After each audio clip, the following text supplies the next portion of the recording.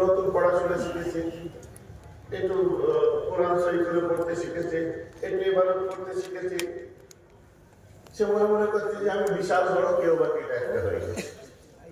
আসলে ব্যাপারটা বলছে বাহাস হবে না হয়ে যাক, একদম তাবর তাবর আলিম ওলামা সব দিয়ে এসেছে, কিতাবাত সব ভর্তি গাড়িতে করে নিয়ে এসেছে। এসে কি বলে 11 সাইড ফুটবল মাঠ। এখানে ফুটবল মাঠ কোথায়? পাশে আছে। কি মাঠ ওটা? বয়রাগাছি মাঠে বাহাস হবে। চলো বয়রাগাছি মাঠে 20-30 হাজার 40 হাজার 1 লক্ষ মানুষ এসে গেছে। বাহাস হবে, ঈদের দিনে আজান। সোজা উঠেছে, উঠার পরে বলছে আসসালামু আলাইকুম, আমার নাম মেহরাব সিদ্দিকী, আমার ফোন নাম্বার দেখ এত এত এত, আমার আব্বার নাম অমুক, আমার বড় বড়শিয়ালিতে বাড়ি বা মারাকপুরে বাড়ি বা আপনার মালিগ্রাম বাড়ি বা গোমাই বদলে যে কোনো পরিবার যে কোনো একটা জায়গায় আমার বাড়ি। আরে তুমি দলিল দাও। বলছে কাম ধরে বলছে আল্লাহর কি কোনো দলিল নেই, আমি দিয়ে ফেলেছি। ভাই আপনারা আমাকে মাফ করে দেবেন, মাফটা চেয়ে নেমে চলে আসবে। এখন বোকা বক্তা যারা তাকে নিয়ে আরম্ভ করে দিল। অমুক জায়গায় এমন একজন আছে, নাম এই অমুক তমুক, সে আপনার তার ফেসবুকে এই লেখে, সে আপনার তার পেজে এই লেখে, সে আপনার বক্তব্য দিতে যে এই কথা বলে, অমুক করতে যে এই কথা বলে, কখনো তবলিগদের সঙ্গে যে বক্তব্য দিচ্ছে, তাদের মঞ্চে যে নিজেদের ঢোল পিটাচ্ছে, কখনো ওখানে কখনো সেখানে, বিভিন্ন জায়গায়। আর বুদ্ধিমান বক্তারা কি করবে? এর গুরুত্ব দেয়, এর গুরুত্ব দেয় কি? ও চাইছে তো আমি নামটা তার নিয়েছি, সেই বক্তাগুলো তো চাই আমি নামটা বুকে নিই। সে তো চাইছে আমি ঈদের দিনে আজান এই জন্য দিয়েছি যাতে আমি যেমন তেমন করে বড় মানুষগুলোর মুখ দিয়ে আমার নামটা বার করবো, সহজে বাজি মাফ করবো। আবার একটা কি বলে ওই নাম বলো না, কি ভরচা আছে, কি ভরচা? ও আমি তো ভুলে গেছি, আমি তো এটা একটা প্রতিবাদ করেছি বোধ হয়, তাই না? আব্বাসও করেছে, জুনায়েদও করেছে, জুবায়ের করেছে, কাসিম করেছে, আমার সব ভাইয়েরা পীরজাদা হাজরাত যারা সবাই করেছে মাশাআল্লাহ। আফতার করছে, বাতার করছে, সবাই। এখন কথা হচ্ছে তাকে যখন জিজ্ঞাসা করা হচ্ছে ভাই একটু হোমলি অ্যাটমসফিয়ারে বলো তো তুমি কেন আজানটা দিয়েছিলে? বলছে তোদের মতো বোকা পৃথিবীতে আছে, কত বড় বড় মুফতি আলেম ওলামা এখানে এলাকায় আছে, দেখ কেউ কেন চেনে? বলে না, আমার 1 আজানে 40,000 মানুষ চিনে গেছে। ঈদের দিনে আজান দিয়া পার্টি অনেক বড় হবে। ব্র্যান্ড থাকতে পারে মৌলানা, ব্র্যান্ড থাকতে পারে মুফতি, ব্র্যান্ড থাকতে পারে হুজুর, ব্র্যান্ড থাকতে পারে পীরজাদা, ব্র্যান্ড থাকতে পারে অমুক জায়গা থেকে ফারিক হওয়া মানুষ, ব্র্যান্ড থাকতে পারে আমি জামিয়া আল আজহারের কোনো কেউ, নাথিং। যে দিলের মধ্যে নবী প্রেম নেই, রাসূলের মহব্বত নেই, এই বিদ্যাকে ডাস্টবিনে ছুঁড়ে ফেলে দেয় মেহরাব সিদ্দিকী। কথাটা বুঝতে পারছেন কি পারছেন? দিলের মধ্যে নবী প্রেম থাকবে, রাসূল প্রেম থাকবে, চলো। হ্যাঁ আমার মুসলমান, তাই আমার আল্লাহ কোরআন পাকের মধ্যে বলছেন ওয়ারাফা'না লাকা যিকরাক, এ হাবিব আমি আল্লাহ আপনার আলোচনাকে পৃথিবীর মধ্যে উচ্চ আসন দান করেছি। সব থেকে উচ্চ মাকাম যে আলোচনাটাকে দিয়েছি, ওই আলোচনাটা হলো হাবিব আপনার আলোচনা। আর আপনার আলোচনা যেখানে হয় সেখানে আল্লাহর রহমত বর্ষণ হয়, আর ওই মানুষগুলোকে আল্লাহ তাকওয়ার জন্য নির্বাচন করে দেয়। বলুন না সুবহানাল্লাহ, কি মাকাম আমার মুস্তাফা। কোথা থেকে চলে এসে কোথায় কি আছে না ব্যাখ্যা জানে না, তাফসীর জানে না, হাদিসের জ্ঞান, তাফসীরের জ্ঞান ঝরঝর করে পড়তে জানে, মুখে বলে দিলে ব্যাস অনেক কিছু হয়ে যাচ্ছে। তো অনেক কিছু রং ঢং দেখতে পাচ্ছে। শুনো, মুজাদ্দিদ জামান দাদা হুজুর পীর কেবলা রাহমাতুল্লাহি আলাইহি আদবের মার্কাজ ছিলেন। 5 হুজুর আদবের মার্কাজ ছিলেন। আমার রাসূলুল্লাহ সাল্লাল্লাহু তাআলা আলাইহি ওয়াসাল্লামের যারা গোলাম ছিল, আমার মুজাদ্দিদ জামানের খোলাফা যারা ছিলেন, বশির আল্লাহ থেকে আরম্ভ করে নিসারউদ্দিন সাবসিনাবি, আমি আমার দাদু জানের মুখে শুনেছি। বলছে নিসারউদ্দিন সাহেবকে আমি নিজের চোখে দেখেছি, কোনোদিন মাথা তুলে আব্বার সামনে বা আমাদের সামনে কথা বলেননি। সুবহানাল্লাহ বলেন। তার মানে হুজুর মাথা ঝুঁকাতে আছে, আরে বাবা ওই যে বললাম অল্প বিদ্যা ভয়ঙ্করী, এই কথাও একটা ছোট্ট ছোট্ট কথা বললে এখন আমার সেগুলোকে কাউন্টার করছে মানুষ না। হুজুর বলে দিল মুরিদ পীরের সামনে মাথা ঝুঁকিয়ে থাকে, মানে কি ইঙ্গিত দিল বুঝতে পেরেছো? আল্লাহ ছাড়া তো কারোর কাছে মাথা ঝুঁকানো চলে না, তাই তো নাকি? শুনুন, হযরত যায়েদ ইবনে আরকামকে জিজ্ঞাসা করেছিলেন জুনিয়র সাহাবারা, যায়েদ ইবনে আরকাম ছিলেন সিনিয়র সাহাবা আল্লাহ রাসূলের। যায়েদ ইবনে আরকামকে জিজ্ঞাসা করলো, এই যায়েদ ইবনে আরকাম, আমার রাসূল কেমন দেখতে ছিলেন?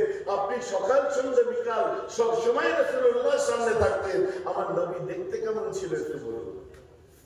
কাঁদছেন ঝরঝর করে, কাঁদতে কাঁদতে বলছে, হাতটা ধরে বলছে, ভাই তোকে কি বলবো, আমি যখন একা থাকি, রাতে থাকি বা নির্জন থাকি, একা জায়গায় আমি যখন বাস করি, তখন আমার মনটা খারাপ হলে রাসূলুল্লাহর চেহারাটা ইয়াদ করার চেষ্টা করি। ওই সময় আমি আমার চোখকে জিজ্ঞাসা করি, এই আমার দুই চোখ, আমার রাসূল কেমন দেখতে, আমার একটু খেয়াল করিয়ে দে না রে। ওই সময় আমি যায়েদ ইবনে আরকাম, আল্লাহ রাসূলের সিনিয়র মোস্ট সাহাবা, আমার চোখ আমাকে জবাব দেয় যে রাসূলুল্লাহর সামনে আমার ক্ষমতা থাকে না নবীর দিকে তাকাবার, আমি ওই সময় জমিনের দিকে নিচুর দিকে তাকিয়ে থাকি। জোরে বলুন সুবহানাল্লাহ। সাহাবারা বলছেন আল্লাহ রাসূলের চেহারার দিকে আমরা কোনোদিন সরাসরি দেখিনি, কারণ আমরা মাথা ঝুঁকিয়ে থাকতাম আমাদের বেয়াদবির ভয়তে। সুবহানাল্লাহ। সাহাবারা তো মাথা নিচু করে থাকতেন আদবের সাথে। কাঁদছে আর বলছে, আমার চোখ একটু ইয়াদ করিয়ে দেন আরে রাসূলুল্লাহ কেমন দেখতে। বলছে আমি তো কোনোদিন নবীকে সরাসরি দেখতে থাকি নবীর কাছে, কিন্তু তাকে দেখি না, যদি বেয়াদবি হয়ে যায় মাথা নিচু করে থাকি, আমার চোখ তখন, আমি চোখ ওই সময় তো নিচের দিকে তাকিয়ে থাকি, নিচু করে থাকি, আমি বলবো কি করে নবী কেমন দেখতে? অথচ যে রাসূলের একটা হুকুমের জন্য লক্ষ লক্ষ সাহাবা ঝাঁপিয়ে পড়ে, কি বলছেন আপনি? আদব আলাদা জিনিস, আদব আলাদা জিনিস। আমার রাসূল আদবের জন্য, আমার নবী উম্মতরা আদব যত করবে উম্মতদের তত বেশি নিজেদের কামেল হবে, কামালিয়াতে তাদের বরকত হবে। ভাই আমি তো নামাজ পড়ি, রোজা রাখি, হজ করি, যাকাত দিই, আমি বুখারী পড়া শিখেছি, মুসলিম, তিরমিজি, সিয়াসত পড়া শিখেছি, আমি তাফসীর পড়া, কোরআন পড়া শিখেছি। একাডেমিক কোয়ালিফিকেশনে কোনো লাভ নাই, একাডেমিক কোয়ালিফিকেশনে কোনো লাভ নাই।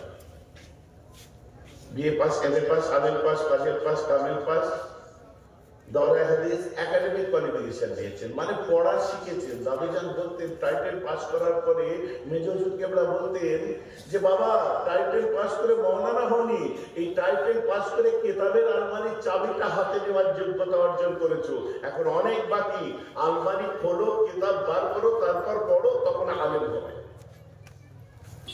তো টাইটেল পাস করেছো, আলমারির চাবি হাতে নেওয়ার যোগ্যতা অর্জন করেছো। যেমন কথা বুঝে যাচ্ছে তো নাকি? অত সোজা। আমার রাসূল সাকিফায়ে বনি সাঈদায় বসলেন, কোথায় একটা ছাদের নিচে, যেখানে আমার নবী বিচার করতেন, ফয়সালা শোনাতেন, বিভিন্ন কথাবার্তা আলোচনা করতেন, সাহাবাদেরকে নিয়ে বসতেন। আমার রাসূল সাকিফায়ে বনি সাঈদায় বসেছেন সূরা মুমতাহিনা নাযিলের পরে, মানে ফাতহ মাক্কার পরে। সাহাবা ইকরামরা বসে আছেন, এভরিথিং ইজ গোইং স্মুথ। আল্লাহ রাসূল এসে বলছেন, আমার সাহাবারা শোনো। হুজুর বলুন। এই আল্লাহর মাহবুব, আমাদের কলিজা জানেন, বলুন। বায়ুনি بايعوني على أن لا تشركوا بالله شيئا ولا تسرقوا ولا تزنوا ولا تقتلوا أولادكم ولا تأتوا ببهتان تفترونه بين أيديكم وأرجلكم ولا تنسوا في معروف أو كما قال عليه الصلاة والسلام رواه البخاري। ছটা জিনিসে আমার রাসূল বায়াত করলেন। ছটা জিনিসের উপরে বায়াত করানো মানে তোমরা আমার কাছে বায়াত করো। বায়াত করো মানে অঙ্গীকার করো, ওয়াদা করো, অঙ্গীকারবদ্ধ হও। তোমরা আমার কাছে বায়াত করো। হাদিসটা কে রিওয়ায়াত করছেন? বুখারী শরীফ কিতাবুল ঈমান প্রথম খণ্ডে একদম। হাদিসটি রিওয়ায়াত করছেন উবাদা বিন সামিত। এই উবাদা বিন সামিত কে ছিলেন? وهو شهيد بدر বদরের যুদ্ধে শহীদ ছিলেন وهو أحد النقباء ليلة العقبة আকাবা রাত্রে তিনি একজন নকিব ছিলেন মানে নবীর স্পট পর একজন প্রতিনিধি ছিলেন ছেলেখালে ব্যাপার না উনি বলছেন আল্লাহ রাসূলুল্লাহ সাল্লাল্লাহু তাআলা আলাইহি ওয়াসাল্লাম قال আল্লাহর নবী এক সময় বলেন ওয়া হাওলুহু ইসাবাতুন মিন আসহাবিহি আল্লাহ রাসূলের আশপাশে তখন এক দল সাহাবা ছিলেন তাদের সামনে আমার নবী বলতেন মানে হাদিসটা সহিহ হওয়ার কোনো সম্ভাবনা নেই নবী আমার বলছেন বায়াউনি তোমরা আমার কাছে বায়াত হও আলা আল্লাহ তুশরিকু বিল্লাহি শাইআন আল্লাহর সাথে আমরা শিরক করব না শরীক করব না আল্লাহর সঙ্গে কারো মিলাবো না ওয়ালা তাসরাকু চুরি করব না ওয়াদা করো ওয়ালা তাজনু জিনা করব না ওয়াদা করো ওয়ালা তাকতুলু আওলাদাকুম সন্তানদেরকে হত্যা করব না আওলাদদের হত্যা করব না মার্ডার করব না ওয়াদা করো ওয়ালা তাতু বিবুহতানিন তাফতারুনাহু বাইনা আইদিকুম ওয়া আরজুলাকুম মানুষের সামনে এক কথা পিছনে এক কথা বলবো না চগলখড়ি করব না ওয়াদা করো তারপর ওয়ালা তাসাউ ফি মারুফিন কেউ কোনো ভালো কাজ করলে তার বাকি করব না কথা বুঝতে পারছেন এই ছটা জিনিসের এতে আমার ভিত্তিতে আমার রাসূল সাহাবাদের অঙ্গীকার করার ওয়াদা করা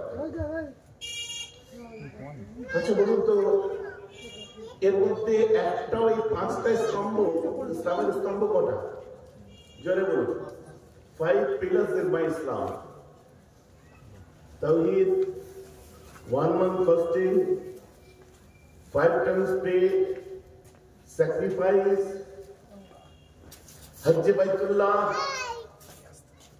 পাঁচটা জিনিস and it was necessary for us it was necessary for all ummah এটা প্রত্যেকের জন্য আবশ্যক কর্তব্য কিন্তু আমার নবীজি এই পাঁচটার মধ্যে একটাও বললেন না ওয়াদা করালেন কিসে এই পাঁচটাকে যাতে তুমি কায়েম রাখতে পারো তার জন্য তোমার সাপোর্টিং জিনিসগুলো তোমাদের প্রয়োজন কি কি করবে কি কি করবে না এর এথিক্স কোথা থেকে আমার আল্লাহ তাই বলে দিচ্ছেন এগুলো মানতে গেলে তোমাকে কোরআন ফলো করতে হবে কি কুল নবী আপনি বলে দিন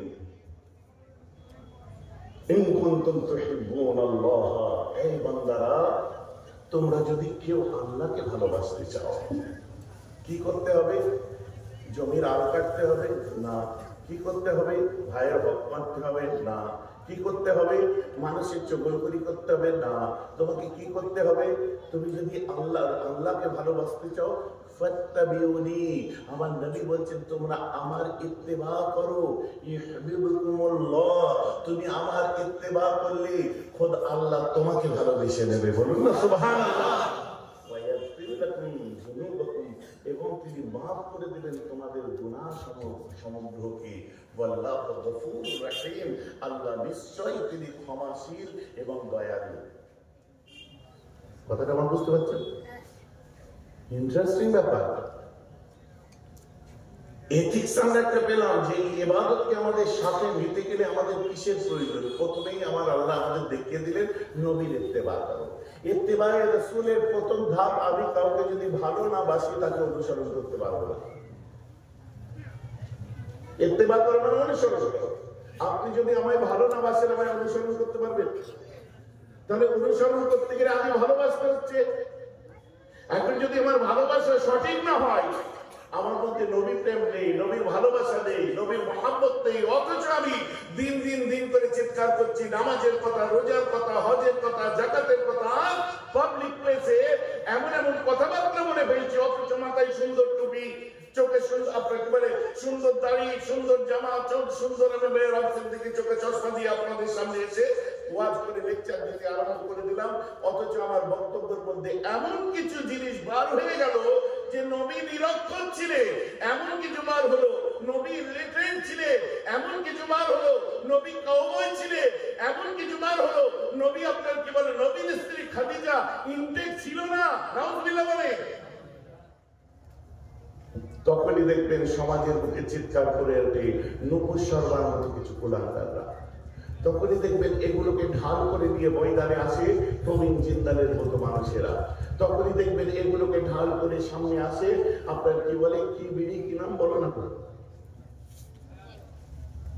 রামগিরি না কি বার হয়েছিল তখনই দেখবেন সামনে বার হয়ে আসে কারা? তসলিমার মতো মানুষেরা। তখনই দেখবেন এরা যখন এমন আরম্ভ করে, নবী পড়াশোনা জানতেন না, পড়তে জানতেন না, লিখতে জানতেন না, যখন করে তখনই বার হয় এই তন্ময় ভট্টাচার্যের মতো মানুষেরা। আমি তো কাল বলেছি, আপনারা শুনেছেন, যে বলছে হযরত মোহাম্মদ উচ্চারণ করতে পারে না। আরে ইসলাম কোন ধর্ম নয়, ইসলাম সর্বশেষে এসেছে, দ্যাটস ওয়াই ওটা আধুনিক ধর্ম। কচু জানেন আপনি? ইসলাম আমার রাসূল ইসলামের প্রবর্তক নয়, ভুলে যান। এর জন্য পড়াশোনা করতে হবে। আমার রাসূল ছিলেন ইসলামের প্রচারক। এই ইসলাম প্রথম যখন আদম নবী এসেছেন তখনও ইসলাম ছিল। জোরে বলুন সুবহানাল্লাহ। এই যুবকেরা কথা বুঝতে পারছো? আদম নবী যখন ছিলেন ইসলাম ছিল, নূহ নবী যখন ছিলেন এই ইসলাম ছিল। ইসলাম একই আছে। সময়ে সময়ে নবীরা এসেছে, নীতির ক্ষেত্রে, নীতি নির্ধারণের ক্ষেত্রে পরিবর্তন তারা এনেছে। কখনকার এনভায়রনমেন্ট, কখন অ্যাটমসফিয়ার কি ছিল, সেই অনুযায়ী আল্লাহর প্রেরিত বাণী তারা পেয়েছে, ওয়াহী এসেছে, সেইভাবে তাদের উম্মতদেরকে চালিয়েছেন। যেমন নাকি আখিরি নবী, দয়ার নবী, যিনি আমাদের কাছে আমাদের সুন্দর সমাজ ব্যবস্থা দিয়েছেন। অতএব ইসলাম আমার নবী নিয়ে আসেননি, ইসলামের প্রচারক ছিলেন আমার নবী। ইসলাম তো আদম নবীর জমানায় ছিল। এখন আমি যদি চ্যালেঞ্জ করে দিই, তাহলে তন্ময় ভট্টাচার্য মহাশয়ের মতো মানুষের মুখ কোথায় থাকবে? ভাই যে আমার কথা বোঝা যাচ্ছে না? এর সব পাচ্ছে কোথার থেকে? বলছে এক হাতে হাদিস আর এক হাতে। আসলে হযরত মুহাম্মদ একজন যোদ্ধা ছিলেন। পুরো পাগল, আমার রাসূল যোদ্ধা নয়। জীবনে যে মার আমার রাসূল খেয়েছেন, আজকে আপনি পড়াশোনা করলে বুঝতে পারবেন। এশিয়াটিক সোসাইটিতে আজও চলে যান, ন্যাশনাল লাইব্রেরিতে আপনি যান, আপনি চলে যান ব্রিটিশ মিউজিয়ামে, আপনি আমার রাসূলের লাইফটাকে পড়ুন। আপনি পড়ুন তাদেরকে যারা নবীর জীবন নিয়ে রিসার্চ করেছে। আপনাকে সাহায্য করার জন্য আমি কতগুলো নাম বলে দিচ্ছি, এদের লেখাগুলো পড়বেন। ডেভেনপোর্টের লেখা পড়বেন, ফিলিপ কেইটির লেখা পড়বেন, ওয়াশিংটন আরবিংয়ের লেখা পড়বেন, ওলিয়ারের লেখা পড়বেন, মাইকেল এইচআরের লেখা পড়বেন, স্যার উইলিয়াম মোরের লেখা পড়বেন, আপনি অ্যালান ডেভিডসনের লেখা পড়বেন, জন হপির লেখা পড়বেন। আপনি তো মার্কসিস্ট, অর্থাৎ আপনি তো নাস্তিক। তো আপনাদের মধ্যে একজন ছিলেন মিস্টার জর্জ বার্নার্ড শা, উনিও কিন্তু আপনার নীতিতেই বিশ্বাস। একটু জর্জ বার্নার্ড শা পড়বেন। আপনার পড়তে হবে ওলিয়ারি, আপনাকে পড়তে হবে মাইকেল এইচআর, আপনাকে কথা বুঝতে পারছেন? আপনাকে পড়তে হবে প্রফেসর স্পিটার বসওয়ার। এই প্রফেসর স্পিটার বসওয়ারকে উদাহরণ দিয়েছিলাম বলে তখন আমাকে নিয়ে রোস্টিং করেছিল। এইরকম আপনার পিচিং এ উঠে পড়া বললাম বলি। কথাটা বুঝতে পারছেন তো? কেন বলেছিলাম? এদের মুখ বন্ধ করে দেওয়ার জন্য মুখে স্যালুটেপ লাগিয়েছিলাম আমি। আর আমাদের এই ধর্মের কুলাঙ্গার গুলো বার হয়ে পাবলিকের কাছে হই হই, আর কিছু আমাদের চরম বিরোধী মানুষদের কাছে বাহবা নেওয়ার জন্য যে রাস্তা দিয়ে হেঁটে যায়, সেই রাস্তাটাকে পর্যন্ত যারা বিরোধিতা করে, যে জুতোটা পরে, জুতোটা পরার পরে সেই জুতোটার প্রতি যে যারা ঈর্ষান্বিত হয়, যেখানে হেঁটে যায় পায়ের ধুলোকে দেখে যারা হিংসা করে, তারা এইসব মানুষগুলোকে যখন বাহবা দিচ্ছে, এইসব পিচিং যে উঠতে কিছু কি বলবো ব্যাঙাচির দল, তখন তাদের বাহবা দিচ্ছে, ভাবছে আমরা বিশাল কেউ বা কেটা হয়ে গেছি। কমেন্ট সেকশন খুলে দেখুন, কেউ বা কেটা কত ধারে কত চাল বুঝতে পারবে। কমেন্ট সেকশন লক করে দিয়ে তো চললে হবে না। আর কিস্তিতে মোবাইল কিনে নিয়ে পাকা রাস্তায় পাচাটা গিয়ে কমেন্ট করা অনেক সহজ ব্যাপার। খারাপ লাগছে নাকি শুনতে? ভাইজান আপনার কথাগুলো খুব ভারী ভারী লাগছে। লাগবে একটু, নাম তো বেহরাব সিদ্দিকী জানেন, ওজনের মাত্রা, ওজনও অনেক ভারী, 100 কেজির উপরে। 143 কেজি ছিল, এখন 106 কেজিতে এসেছে আপনাদের দোয়ায়। তো কথা ভারী হবে না? হ্যাঁ, আমার কথা তাদের কাছে ভারী হয় যাদের ওজন তোলার ক্ষমতা নেই।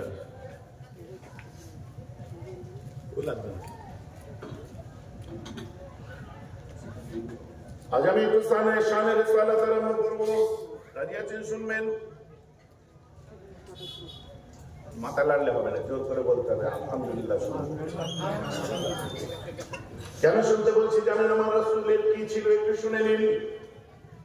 ওই আজগবি গল্প শোনাতে আমি এখানে আসেনি, ওসব শোনাই না। আল্লাহ রাসূলকে এক সময় এসে একজন চ্যালেঞ্জ করে দিলেন, এই মুহাম্মদ সাল্লাল্লাহু আলাইহি ওয়াসাল্লাম, আমি আপনার কাছে এখনই ঈমান আনতে চাই, কিন্তু একটা শর্ত। ওই দেখুন মরুভূমির মধ্যে একটা গাছ দেখা যাচ্ছে, লিলি করছে, অনেক দূরে আছে। আপনি ওই গাছটাকে এখানে ডাকুন। আপনি যদি রাসূল হয়ে থাকেন ওই গাছটাকে এখানে ডাকুন। গাছটা যদি আপনার কাছে আসে আমি এক বাক্যে কালেমা পড়ে মুসলমান হয়ে যাব। উদ্ভট চ্যালেঞ্জ।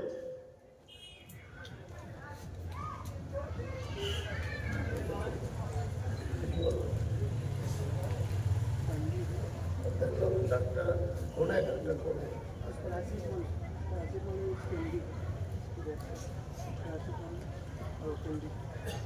চলেগা করে যাবে।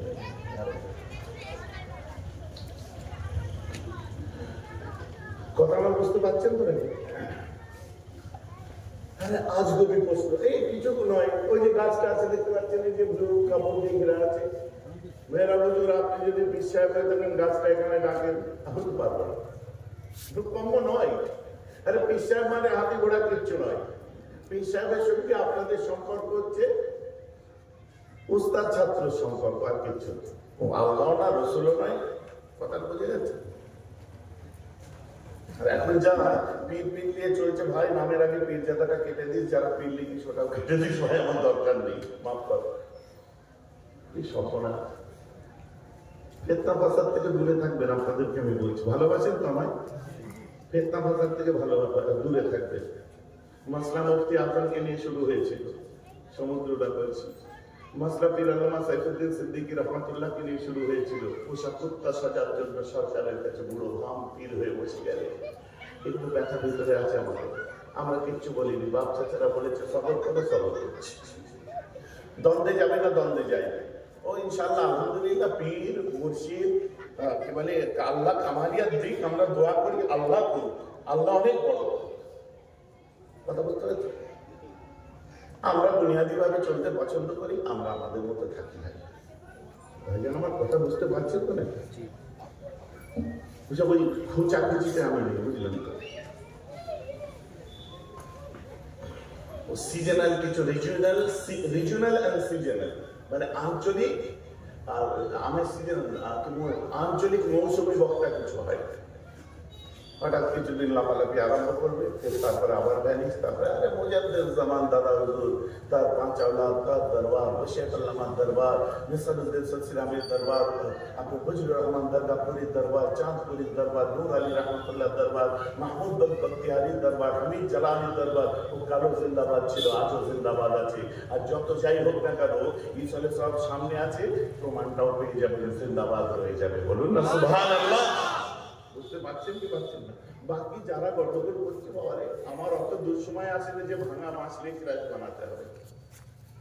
ক্র্যাচ বোঝেন? ক্র্যাচ, হ্যালো, ক্র্যাচ বোঝেন না? পা ভাঙলে এখানে দিয়ে হাঁটে।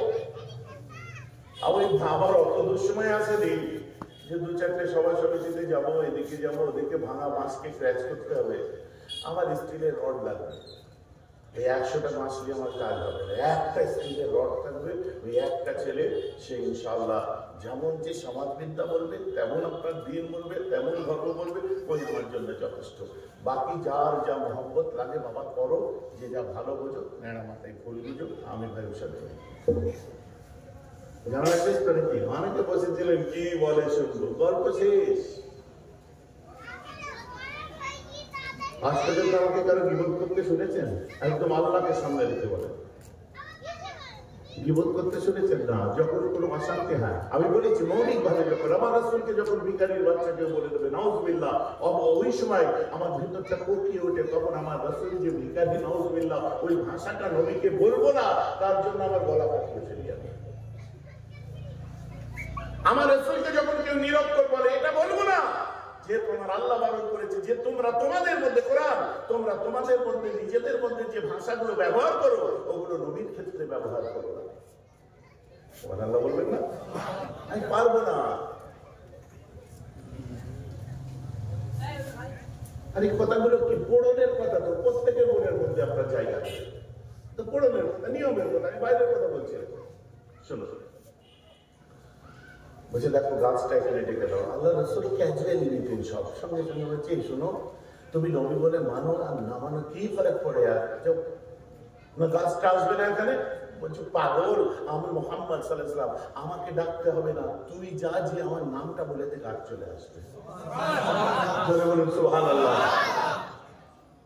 ভাইজান এটা কিন্তু চাঁদে মানুষ যাওয়ার যুগ, সুনিতা উইলিয়ামসের স্পেস স্টেশনের যুগ, নীল আর্মস্ট্রং হল্ডের মাইকেল কলিনের অ্যাপোলো 11 এর যুগ, ল্যান্ডার বিক্রমের যুগ।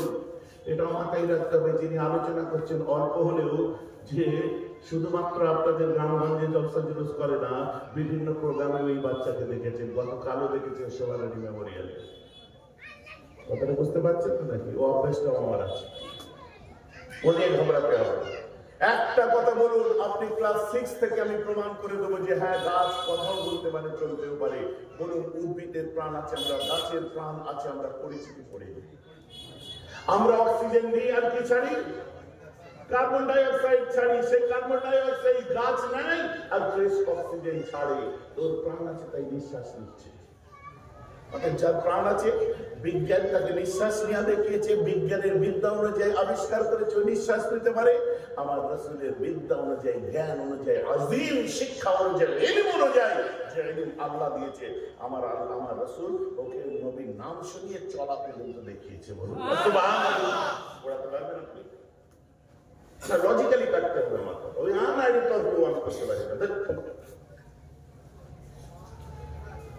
যে দেখো এই গরমে আমি যাবো, উত্তপ্ত রৌদ্র, যাওয়ার পরে যদি গাছ না আসে আমি যাচ্ছি, কিন্তু বলে তুই যাচ্ছি বলে দেয়।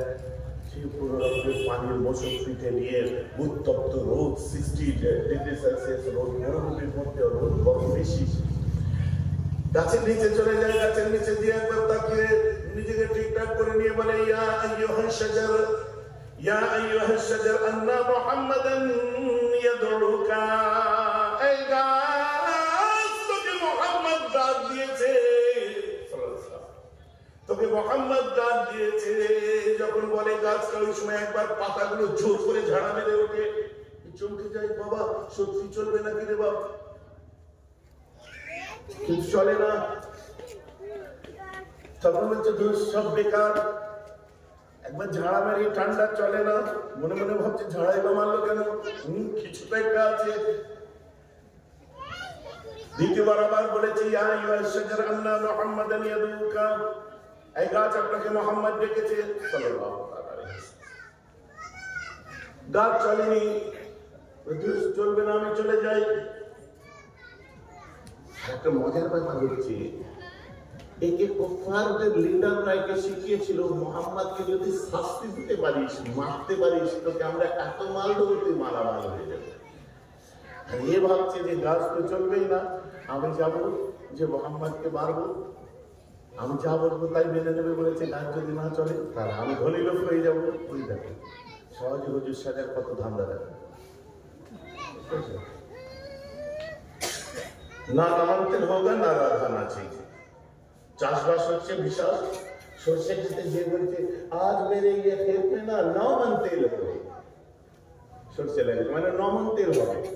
अगर 9 मन तेल बनेंगे ना तो मैं अपने राधा को नचवाएंगे। মানে গ্রামের একটা সুন্দর মেয়ে রাধা, তাকে নাচাবে। তার মানে এক কাটা জায়গায় না 9 मन তেল হবে, না রাধা নাচবে। এটা মুরব্বীরা একটা ভালো বোঝে, এটা তখনকার যুগের একটা ভালো, তাই না? মুরব্বীদের জমানায় কেসটা হচ্ছে তাই। তৃতীয়বার বলছে, আর একবার বলি যে মুহাম্মদকে শাস্তি দেবো, গাছ তো চলবে না। তৃতীয়বার যে গাছের নিচে যে মানে ইয়া আইয়ুহাশ শাজার আন্না মুহাম্মাদান ইয়াদউকা, এই গাছ তোমাকে মুহাম্মদ আরবি ডাক দিয়েছে বলতে গাছটা ঝাড়া মেরে ওঠে না, বরং ডান দিকে একবার হেলে চটচট করে শিকড়গুলো ছেড়ে, বাঁ দিকে একবার হেলে চটচট করে শিকড়গুলো ছেড়ে, এরপরে গাছটা নিজের সিনার চাপ দিয়ে আরবের মরুভূমি ফাটাতে ফাটাতে এই গাছটা সোজা এসে আমার মুস্তাফার কদমে সিজদায় পড়ে যায়। গাছ কোথায়? রাসূলের কদমে। এই পিছন পিছন দৌড়ে দৌড়ে এসে হাঁপাচ্ছে। How can this possible? কি করে সম্ভব? আমি তো তার যুক্তি আপনাদের দেখিয়েছি। আল্লাহ রাসূল বলছেন কি রে শাস্তি দিবি না? কাউন্সিলর বলছে আমাকে মাফ করে দিন, আমাকে মুসলমান করে নিন। তন্ময় বাবু তলোয়ার হাদিস লাগেনি। সুবহানাল্লাহ বলবেন না? কে বলবেন না? কোট এন্ড কোট জবাব দেবো, আল্লাহ শুকর। আর আজ তাদের টু দা পয়েন্ট যে জবাবগুলো সামনে আমার মিডিয়া পার্সনরা পাবে, আমার নিজস্ব কোনো মিডিয়া নেই।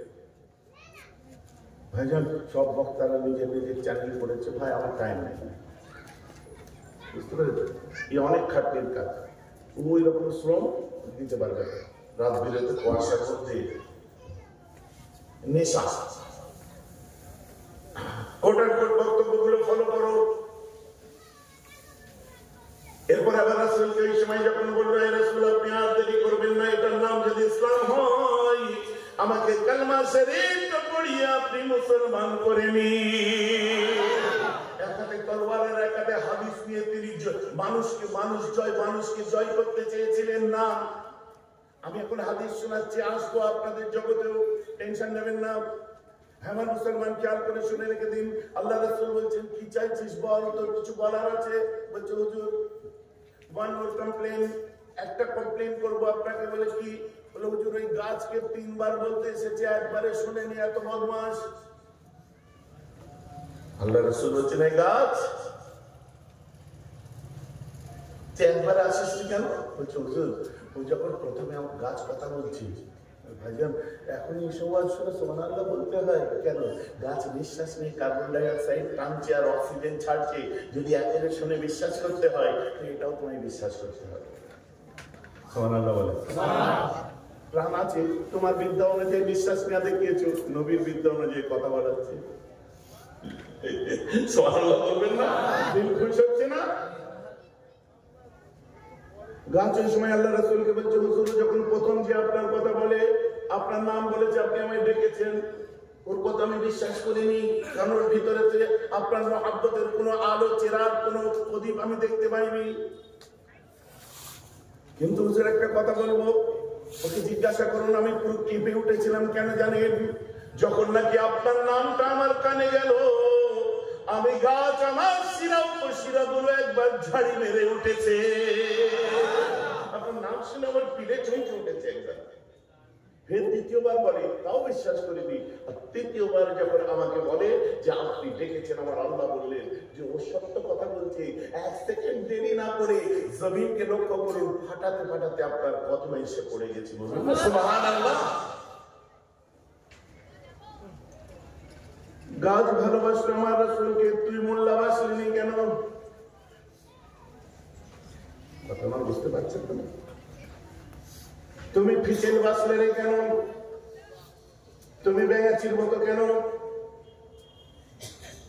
রাসূলের ইজ্জতকে নিয়ে মাঠে ময়দানে করতে চাচ্ছ, কাদের কাঞ্চি বাচ্চ, সময় এসব ভোর কেটে যাবে।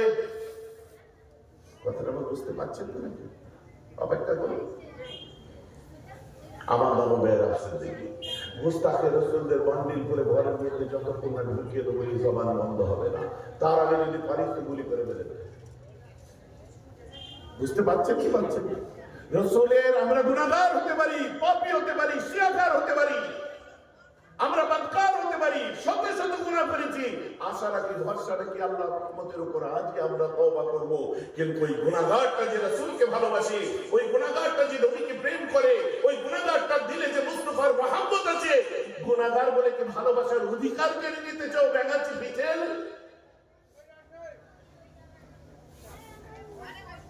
রাসূলের ইজ্জতে আঘাত লাগলে আমরা চুপ করে থাকিনি, মাথায় কাপড় বেঁধে রাত সড়কে নেমে গেছি। কারা নেমেছি? জওয়ান যুবক। এই তুই তো ঠিক মতো করে ধর্ম পালন করিস না, তুই কি করতে এসছিস? বলছি করি না বলে কি ভালোবাসি না নাকি? ইনশাআল্লাহ কাল থেকেই করবো, আল্লাহ তৌফিক দিক, ইনশাআল্লাহ তওবা করে আমি করবো। কিন্তু তুমি আমার প্রাণের মানুষটাকে নিয়ে কিছু বলবে, ওটা সহ্য করা সম্ভব নয়। কথা ঠিক বলছি না? আমার মুসলমান খেয়াল করে শুনে রেখে দিন। জন্তু জানোয়ারের কথা কি একটু বলবো? ঘবড়াবার দরকার নেই, বুখারী মুসলিম কোট করবো। জন্তু জানোয়ার বলবো একটু। জানোয়ারের থেকে অধম হয়ে গেলে চলবে না, কারণ জানোয়ার আশরাফুল মখলুকাত নয়, আপনি আশরাফুল মখলুকাত। আল্লাহ রাসূলের একজন আনসারী সাহাবার উট পাগল হয়ে গেছিল। আল্লাহ রাসূলের সাহাবা আনসারী সাহাবা তার উট পাগল হয়ে গেল, যাকে তাকে কামড়াচ্ছে, আক্রমণ করছে, মাল বইছে না, কোন রকমে তাকে বাঁধে এনে চতুর্দিক থেকে তাকে ঘিরে একটা জায়গায় রেখে দিয়েছে। রাসূলুল্লাহকে যে বলা হলো, ইয়া রাসূলুল্লাহ, হুজুর আনসারী সাহাবা উটটা পাগল হয়ে গেছে, ও আপনার কাজ করছে না, ও বোঝা তুলছে না, ও কোনো কাজে আসছে না, কাছে গেলে আক্রমণ করছে, কামড় দিচ্ছে, কামড়াচ্ছে, আর যে কি কঠিন অবস্থা হুজুর, সে বড় উট বাগে আনা যাচ্ছে না হুজুর। আল্লাহ রাসূল বলেন, চলো আমি যাবো উটের কাছে। সুবহানাল্লাহ, মুসলমান, আমার রাসূল এই কথা বলেন, তোর উট পাগল হয়েছে, তুই বুঝিয়ে যা। হুজুর আমার খাওয়া হয়নি, আল্লাহ রাসূলকে শোনাচ্ছে। হুজুর আমার সংসারে একটু অশান্তি, আল্লাহ রাসূলকে শোনাচ্ছে। হুজুর আমার মেয়ের শরীর খারাপ, রাসূলকে শোনাচ্ছে। হুজুর আমার ব্যবসার অবস্থা খারাপ, রাসূলকে শোনাচ্ছে। হুজুর আমার মা এখন ইসলামের সুশীতল ছায়া আসেনি, রাসূলকে শোনাচ্ছে। দৈনন্দিন জীবন আল্লাহ রাসূলের সাহাবায়ে কেরাম রিদওয়ানুল্লাহি তাআলা আলাইহিম আজমাইন, তারা সব সময় নিজের সমস্যা আল্লাহ রাসূলকে শোনাতেন। নবীজিকে যে বলতে আল্লাহ রাসূল বলছে, চলে যাই।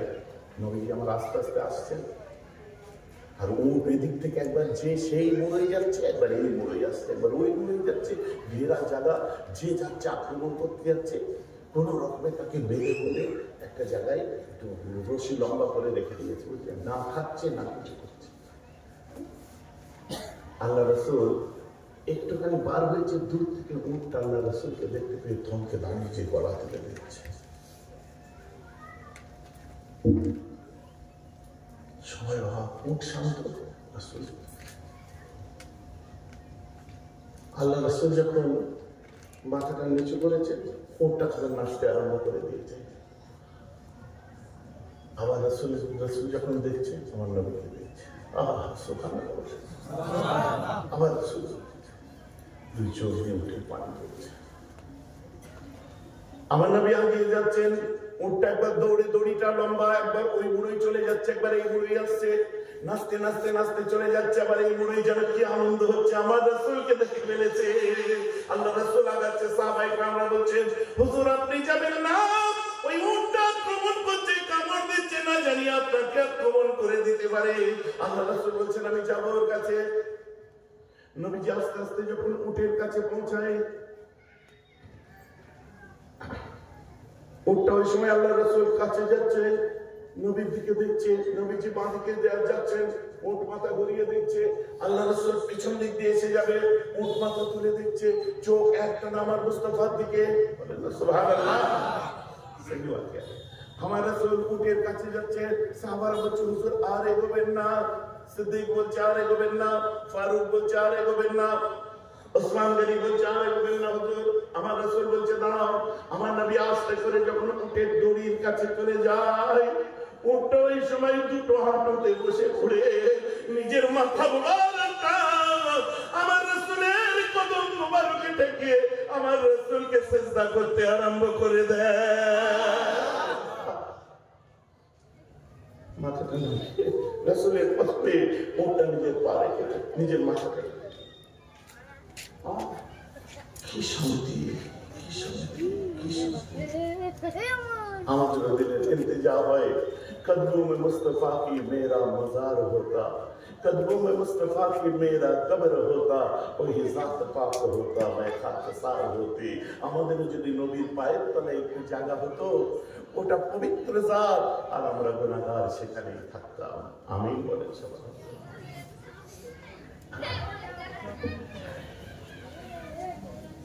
ভাইজি, ওই জানোয়ারটা জন্তু জানোয়ার, উট, আশরাফুল মাখলুকাত নয়, উট আমার রাসূলকে কিভাবে অন্ধের মতো ভালোবেসেছে দেখলেন। ভাইজান বুঝে যাচ্ছে তো? আরে মানুষ হয়ে, আবার মৌলানা হয়ে, আবার গরি সাহেব হয়ে তাকে নিয়ে ভুলভাল কথাবার্তা বলতে কি গায়ে লাগে না? আর আমি বললি আমার দোষ, এই জবান বন্ধ করতে পারবে না। এই জবান বন্ধ হলে আজ থেকে 1.5 বছর আগে বন্ধ হয়ে যেত। আপনারাও তো শুনেছেন, প্রতিটি বাড়িতে দোয়া হয়েছে। ডাক্তার তো ওকে বলে দিয়েছিল এর আর কথা হবে না।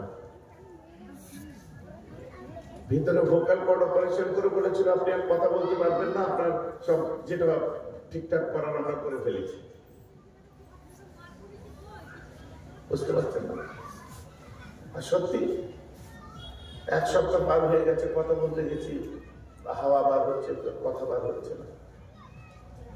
আমার ছোট ভাই মদিনা শরীফ, ওখান থেকে রাসূলুল্লাহ দরবারটাকে আমাকে মোবাইলে দেখাচ্ছে, ডাইরেক্ট ওই ইমো কল করে বলছে ভাই সালাম দাও। ওই প্রথম আমি আল্লাহ রাসূলকে সালাম দিয়েছিলাম। ডাক্তারকে পরে গিয়ে যখন দেখাচ্ছি, ডাক্তার বলছে ইট ওয়াজ মেডিকেটেড মিরাকেল। এটা আমাদের মেডিকেল বিদ্যায় একটা মিরাকেল হয়ে গেছে। আপনার ভোকাল কর্ড সামান্য বেঁচে আছে, বেশি নেই। অতএব ওটা থাকলে কোন রকমে উচ্চারণ করতে পারবে, ফিস ফিস কথা বলতে পারবে, শব্দ জোরে বার হবে না। এখনো টেস্ট করুন ওই অবস্থা কি আছে। আমার কথা আপনারা বুঝতে পারছেন? অতএব এ জবান এ সহজে ভুলতে হবে না রে পাগল। এই জবান আরো বেড়ে গেছে, আওয়াজ আরো ডবল, 4 গুণ 5 গুণ 10 গুণ বেড়ে গেছে আমার। আগে ডবল ভয়েস হতো, এখন কনকনে শব্দ বার হয়। কারণ আমি ডাক্তারকে বলেছিলাম এই আওয়াজ বার হতেই হতো, কারণ নাহলে আওয়াজ কিছু মিস করতো। কি এই আওয়াজ নিজে পছন্দ করতো যে আমি আল্লাহ এবং তার রাসূলকে নিয়ে চিৎকার করি, ওলি আউলিয়াদের নিয়ে চিৎকার করি। যখন আওয়াজ সেগুলো পাবে না, তা আওয়াজ আল্লাহ রাসূলকে এবং তাদের নামগুলো মিস করবে। ওই জন্য আওয়াজ নিজে সব করে আমার গলা দিয়ে বেরোচ্ছে। কত আসবে জানি, হ্যাঁ, বহু মিডিয়া আছে এখানে। কিস্তিতে মোবাইল কিনে নিয়েছে, পাকা রাস্তায় পাচা ঠিক অনেক কিছু কমেন্ট হবে। No problem, I don't care about that, whatever আছে।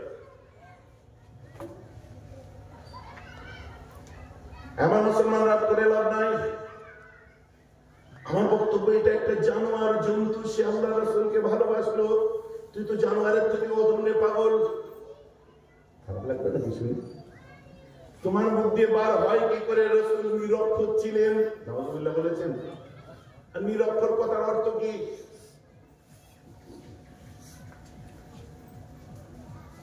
গুগল ডিকশনারি খুলুন,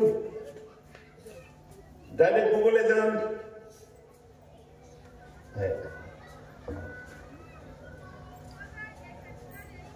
পড়তে পারছেন? আপনাদের থেকে আসছে নিরক্ষর। কি লেখা আছে? হ্যাঁ, গোমূর্খ। গুগল ডিকশনারিতে নিরক্ষরের অর্থ হচ্ছে গোমূর্খ। ইংরেজিতে কি লেখা আছে? STUPID, stupid. আর আল্লাহ রাসূলকে যদি কেউ নিরক্ষর বা ইলিটারেট বলে দেয়, নাউযুবিল্লাহ, তুই গোমূর্খ। আর আমি বলছি যারা এই মুস্তাকি করবে, তার নাসলকে নাসল গোমূর্খ তৈরি হবে। যতই শিক্ষা পাক, ওই ইলমের মধ্যে কিছু থাকবে না যদি না তওবা করে দেয়। কথাটা বুঝতে পারছেন কি পারছেন? এইগুলো সব আমাদের এই খিচেল গুলো বলেছে, এই ব্যাঙাচি গুলো বলেছে। আর তন্ময় ভট্টাচার্যের মতো মানুষগুলো শুনেছে, শুনে এদের কথা আওড়াচ্ছে। এখন যখন তন্ময়কে দোষ দিতে যাবে, ঘুরিয়ে এসে দেখিয়ে দেবে আপনাদের মৌলানা গুলোকে আগে বলুন ওরা কেন বলছে। তাই আমি আগে তাকে নয়, আমাদের বলি সাহেব গুলোকে ঘাড় ধরে শেখাচ্ছি যে পাগল, এই কথাগুলো বলতে মেয়েরা কেন বারণ করেছিল। শোন, আমার রাসূল উম্মি ছিলেন। উম্মি কথার অর্থ নিরক্ষর, মানে তিনি অক্ষরের জ্ঞান তিনি রাখতেন না। এই কথাটা বলার তোমার রাইট নেই, কারণ আল উম্মি আল্লাযী লা ইয়াকরা ওয়া লা ইয়াকতুব। উম্মি তাকে বলা হয় যিনি লিখতেন না আর পড়তেন না। লিখতে জানতেন না, পড়তে জানতেন না, পারতেন না। এই পারতেন না, জানতেন না তুমি কোথায় পেয়েছো তার জবাব দাও। তিনি লিখতেন না, পড়তেন না, এখানেই ফিনিশ। এই কথা বুঝতে পারছেন না? তিনি লিখতেন না, গল্প শেষ। কি বলছে আল্লাহ কোরআন পাকে বলেন নি, ইন্নাল্লাহা লা ইয়াহদি কওমিজ যালিমিন। লা ইয়াহদি, লা ইয়াকরা, লা ইয়াহদি, লা ইয়াকতুব। একই স্ট্রাকচারের দেখুন দুটো। আল্লাহ বলছেন আল্লাহ জালেমদেরকে হিদায়াত দেন না। লা ইয়াহদি, লা ইয়াকরা, পড়েন না। নাকি লা ইয়াহদি বলে আপনি মানে করবেন আল্লাহ হিদায়াত দিতে জানতেন না? মানে করতে পারবেন কি?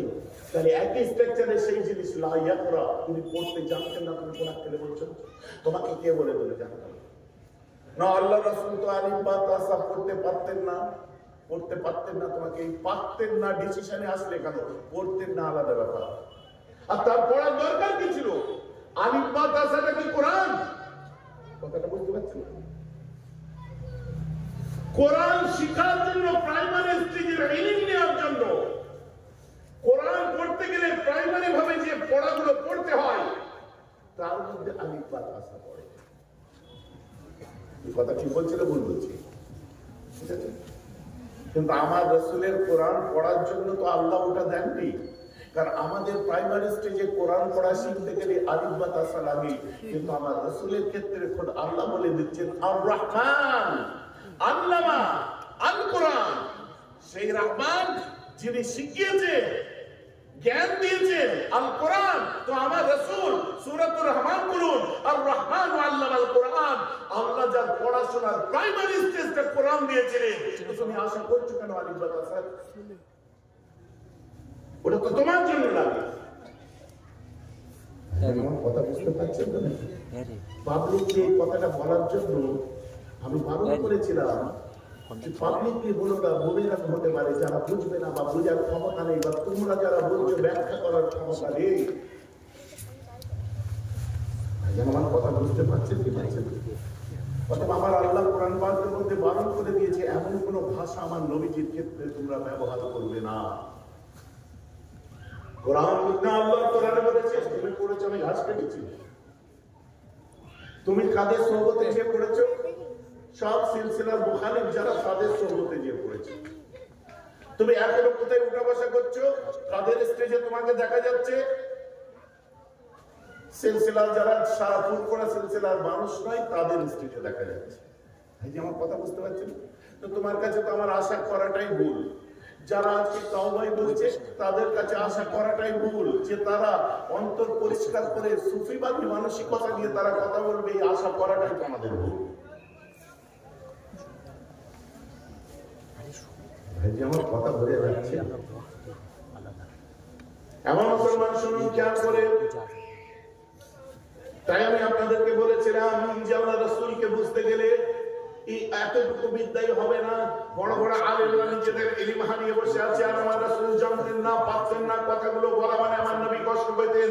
ও আমার মুসলমান খেয়াল করে শুনে রেখে দিন, আল্লাহ রাসূল আসরের নামাজের পর একটু বার হলেন হুজরা থেকে, মসজিদ থেকে বার হওয়ার পরে আল্লাহ রাসূল দেখছে সাহাবায়ে কিরামদের মধ্যে একটা আলোচনা চলছে। কি আলোচনা?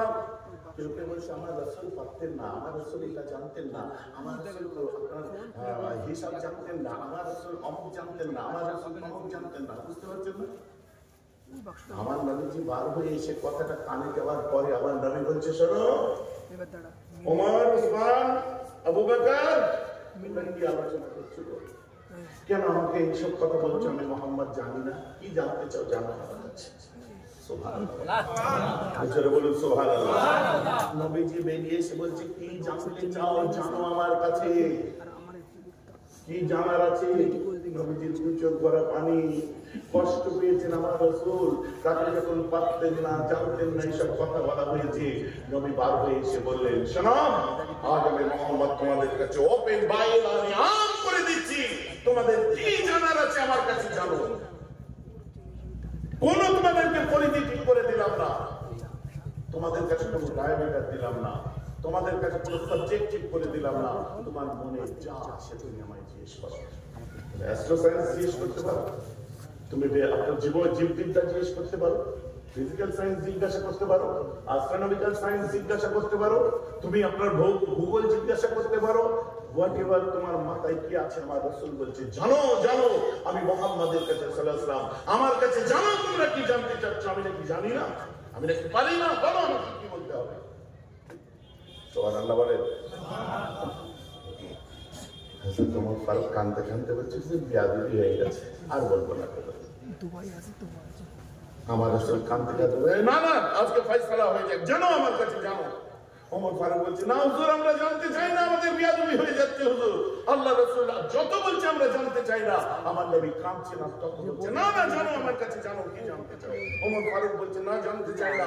আমার রাসূল আরো ইমোশনাল হয়ে বলছে ওরে জানতে আমার কাছে কি জানতে চাস।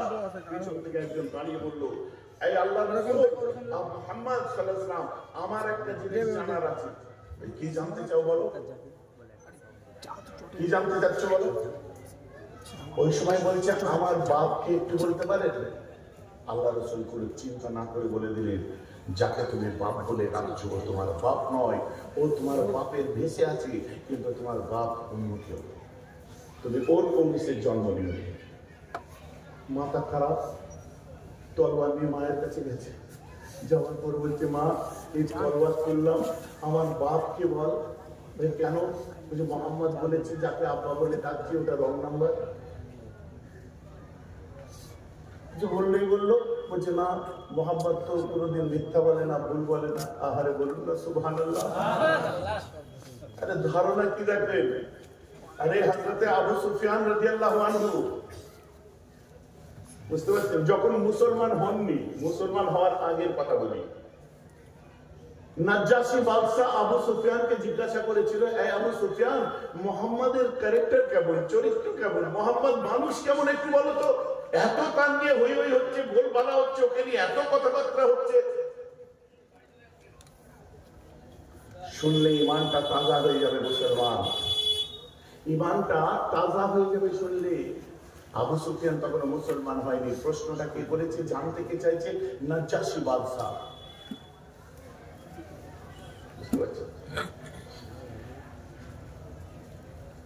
আমার মুসলমান খেয়াল করে শুনুন, ওই সময় আবু সুফিয়ান বলল, দেখো মোহাম্মদের সঙ্গে আমাদের ধর্মীয় নীতি মেলে না, কারণ সে বলছে আল্লাহ ছাড়া কোনো মাবুদ নেই, আর সে তার রাসূল। আর আমাদের লাত উজ্জা মানাত হাবন, আমাদের খোদা আছে আলাদা, আমরা তাকে রাসূল বলেও মানি না। আমাদের আল্লাহ ও আল্লাহ যে বলছে আল্লাহ ছাড়া মাবুদ নেই, এই কথাও মানি না। মোহাম্মদের সঙ্গে আমরা একমত নয়, সে আমাদের খোদা অস্বীকার করে।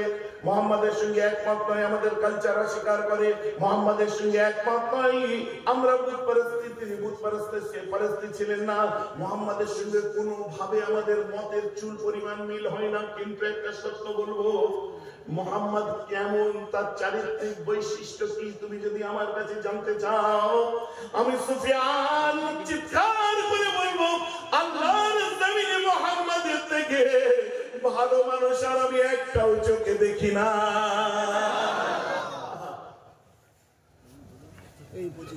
আমার কিছুই পেলে না, কিন্তু আল্লাহর জমিনে মুহাম্মাদের থেকে শ্রেষ্ঠ উত্তম চরিত্র আর অত ভালো মানুষ আর আমি চোখে দেখি এখন পর্যন্ত।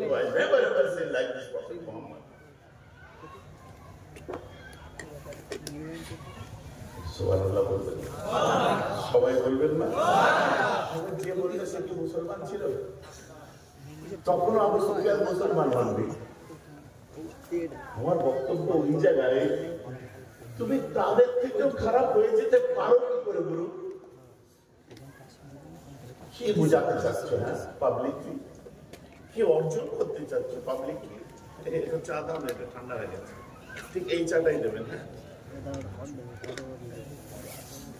ভাইজান, আমার কথা খারাপ লাগছে নাকি শুনতে? বললে রাসূলের শান যতই বলি, আমার রাসূল মক্কার দুর্গমগিরি, এবার একটু তন্ময়, ঠিক আছে তো নাকি? দি বহিষ্কার হওয়ার পরে মাথা কাজ করছে না, নাকি এখন বাংলা দিচ্ছে আল্লাহ জানে। বাংলা এখন আর বিলিতি নয়, দিশি চালাচ্ছে, বহিষ্কার হয়ে গেছে, দিশি খেয়ে বলেছে কিনা আল্লাহ জানে।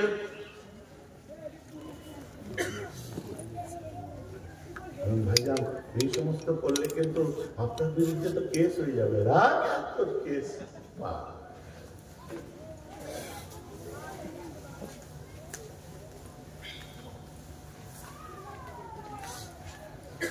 বাংলু টাংলু মেরেছেন নাকি আল্লাহ জানে। এই সেম চালিয়ে আসবে।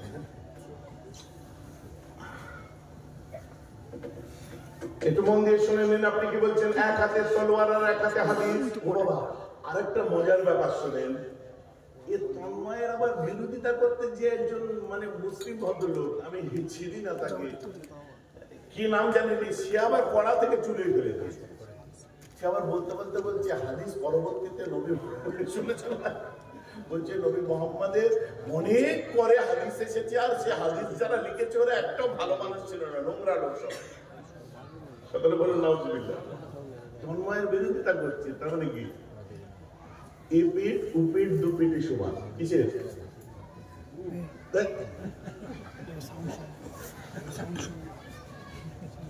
বুঝতে পারছেন? ও বিরোধিতা করতে গিয়ে বলছে হাদিস যারা লিখেছে সব নোংরা লোক, আর হাদিসের নামও বলতে পারছে না। কি আশ্চর্য! আমি একেও একটু শুনিয়ে দিই, শুনুন। আমার রাসূলের জামানাতেই হাদিস, আর হাদিস হচ্ছে বিধান। আল্লাহর কোরআন এবং আমার রাসূল তার সুন্নাহকে আমাদের কাছে রেখে গেছে। পৃথিবীতে যত সুন্নাহ আছে সব সুন্নাহই হলো হাদিস। জোরে বলুন সুবহানাল্লাহ। পৃথিবীতে যত সুন্নাহ আছে সব হাদিস। এখন হাদিস যদি না আসতো, আপনি শুধু কোরআনের বিধান অনুযায়ী চলতে পারতেন না। তাই জন্য আমার রাসূল কোরআনের সাথে সাথে হাদিস রেখে গেলেন আমাদের কাছে। সুবহানাল্লাহ। যেটা আমরা নবীজির ভাষায় ছিল সুন্নাহ, তাই যত সুন্নাত আছে সব হাদিস। কিন্তু আবার একটু মুহাদ্দিসানা তাকরীর করতে গেলে এই কথা হয়, সব হাদিস আবার সুন্নাত নয়।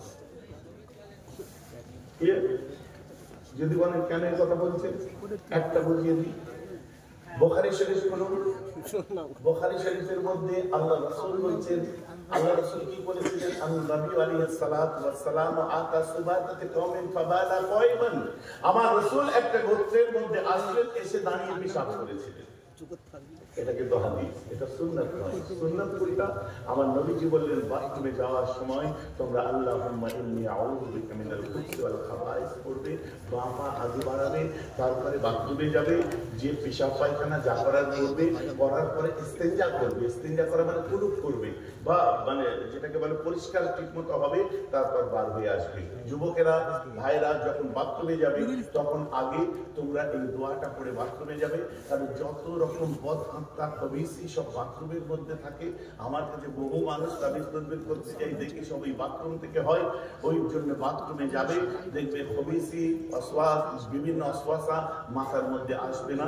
এই দোয়াটা পড়ে বাথরুমে ঢুকবে। সকলে বলে ইনশাআল্লাহ, আল্লাহুম্মা ইন্নী আউযু বিকা মিনাল খুবসি ওয়াল খাবাইস। এটা পড়ে যাই। চলো এখন আসুন, নবীজি যে বললেন, এই যে কায়দা অনুযায়ী বাথরুমে যেতে বললেন, পেশাব করতে বললেন, এটাও হাদিস।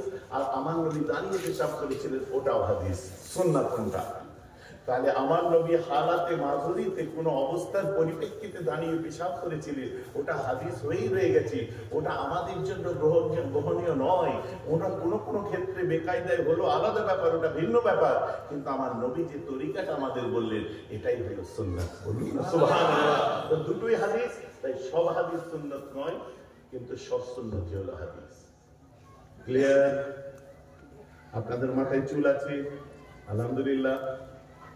আপনারা যে চুল রেখেছেন, আমার নবীর জিন্দেগিতে এরকম চুল কোনোদিন রাখেননি। অর্থাৎ নবীজির মাথায় চুল ছিল, এটা হলো হাদিস।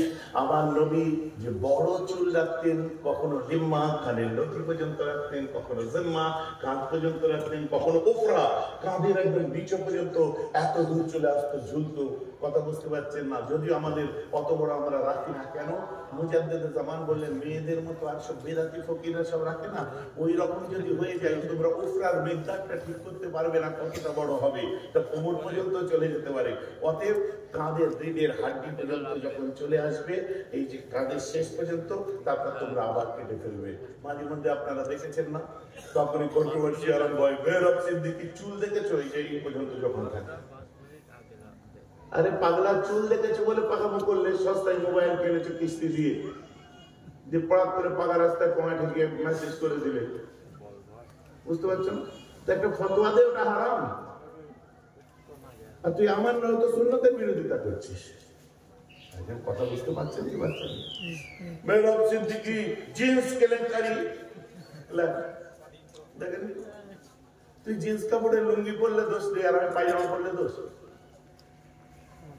কথা বুঝতে পারছেন? আমার ইলাস্টিক দিয়ে রেখে দিয়েছি, গাছের নিচে না নামে, এখানে দড়ি বাঁধা সিস্টেম আছে। মেহরাব সিদ্দিকী ফতোয়াটা দিয়ে হারাম, ফতোয়ার জায়গায় লে। হ্যাঁ, আমি বলি, তোদের নজর সবসময় মেহরাব সিদ্দিকীর ওই দিকে কেন? ওই দিকে মানে নিচের দিকে, একদম পুরো ওই দিকে কেন? নজরটা আস্তে আস্তে ওপর দিকে তোল। তার মানে তলার জিনিস তলার দিকে তাকাচ্ছিস, একটু উপরে ওঠ, তবে তো বুঝতে পারবি। ওইভাবে হয় না। খোদা যদি মুস্তফার গোলামি করেন, খোদার কসম করে বলছি, মুস্তফার গোলামি করেন, খোদার কসম করে বলছি, আমি কসম খাই না কয়টা জানেন, আমি খোদার কসম করে বলছি, আল্লাহ রাসূলের গোলামি করেন, তার মুহাব্বতের প্রদীপ আলো অন্তরে জ্বালান, ইনশাআল্লাহ দুনিয়া থেকে চলে যাওয়ার পরেও আপনার নাম ধরে চিৎকার করবে। কথা বুঝতে? প্রত্যেকটা মানুষ, প্রতিটি ছেলে, প্রতিটি যুবক, প্রতিটি মা বোন অন্তরের মধ্যে নবীজির প্রেম আলো জ্বালিয়ে দেন, জামানা আপনাকে কোনোদিন ভুলবে না। রুহে জমিনে এমন কোনো মানুষ নেই যে আপনাকে মহব্বত করবে না। গাড়ির পিছন পিছন ছেলেরা ছুটছে, হাজার হাজার ছেলে গাড়ির পিছনে ছুটছে, গাড়ির সামনে ছুটছে, বেরাবের জন্য না, মহব্বত। কথাটা বুঝতে পারছেন কি পারছেন? আমি বলেছি মন করে যে ভাই এই যা জামে পড়েছি, আমার কিন্তু ভাই জুবাইর আছে, হুজুররা আছে, শেষ করে নাও জুবাইরকে দিয়ে। ভাইজান যত রাত্রে হোক আপনি আসেন, একবার এসে ঘুরে যান। আহা, সুবহানাল্লাহ বলবেন না? আর ঠিক আছে, টেনশন নেই। সঙ্গে সঙ্গে গাড়ি সাইড করে দিয়ে বললাম, আফতাবও দাঁড়িয়ে ছিল, সৈয়দ আফতাবুদ্দিন। ওকে ফোন করে বললাম কত দূর, বলছে অমুক জায়গায় আছে, চায়ের অর্ডার দাও, ওখানটায় দোকান আছে, আমি ওখানে দাঁড়িয়ে একটা চা খাবো, কারণ খুব মাথার যন্ত্রণা হচ্ছে। আর আমি সহজে, এরা তো সব রকম দায়িত্ব এদের কাছে সব রেডি থাকে, আমার কখন শরীর খারাপ হচ্ছে, কি হচ্ছে, সব লক্ষ্য এরকম ওষুধ এদের মজুত করে দিয়েছে, এদের ডিউটি শেষ। কথা বুঝতে পারছেন? এদের ডিউটি শেষ হয়ে গেছে, কিন্তু আমি মুস্তাফার নাম ধরে চিৎকার করছি, হয়তো এটা আমার লাগবে না, এটা আমার বিশ্বাস। ভাইয়া আমার কথা বুঝতে পারছেন তো নাকি? এই জিনিসটা একটা, আরে বিলিভ সিস্টেমকে স্ট্রং করতে হবে না। আপনি থাইল্যান্ড দেখুন, থাইল্যান্ডের মানুষেরা অত আধুনিক জীবন যাপন করে, they people piercing the bamboo stick in empty. We are saying that is torture, but the people said no, it is not torture, but we are getting purified, our Lord getting pleased to us. This is our belief system. গানে এদিকে ফুটো করছে, এদিকে বার করে দিচ্ছে, ভাই লাগছে না?